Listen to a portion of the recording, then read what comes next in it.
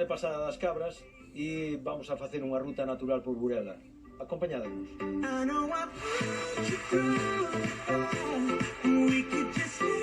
Pasada das Cabras é unha asociación de senderismo, formámola 300 socios, organizamos rutas todos os meses. De feito, agora estamos facendo o camiño norte este que dan por Ribadeo, porque o declaran Patrimonio da Humanidade.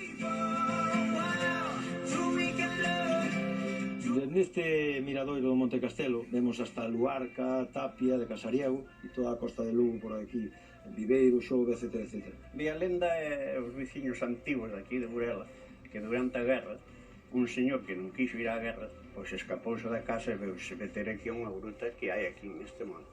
Debaixo da cruz esa que hai.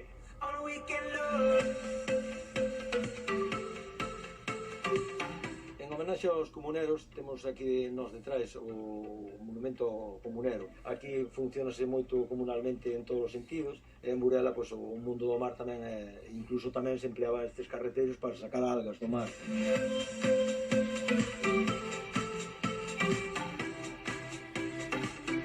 Todos os meses de xullo se celebra aquí a Romería da Virxen das Maravillas, que temos aquí detrás nos a capela. Similar ao Naseiro. Acampadas, comidas, 2 días ou 3.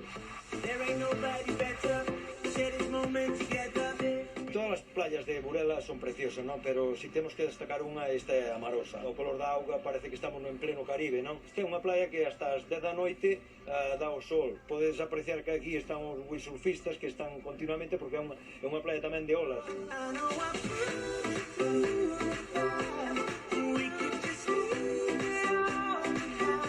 Estamos en Cabo Burela, é o punto máis setentrional. Está o Chao do Castro, que é onde apareceu no ano 1945, o famoso Torques de Burela, que é o maior torques que apareceu en toda Galicia. Ten un peso de 1,8 kg e está feito con ouro de 23 quilates. Un paisano que estaba traballando, porque aquí antigamente se plantaban moitas patacas, etc. E pensou que era un asa dun caldeiro e actualmente está depositado no Museo Provincial de Lugo. Isto conócese como o Castro, e polos 2 montículos que ten ali, as tetas da vincoleira. Pois porque a señora que labraba aí parece que tiña as tetas un pouco grandes. Dicen, e a señora na conocía.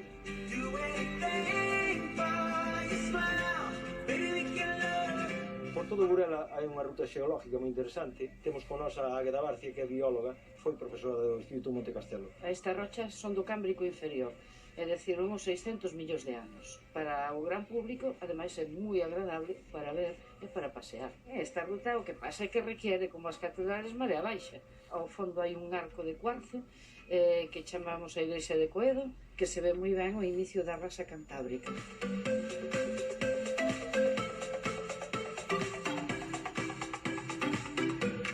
Bueno, este é un pequeno aperitivo de todas as cousas maravillosas que podes encontrar en Burela. O único que queda é que nos veñades a visitar, nada máis que eso.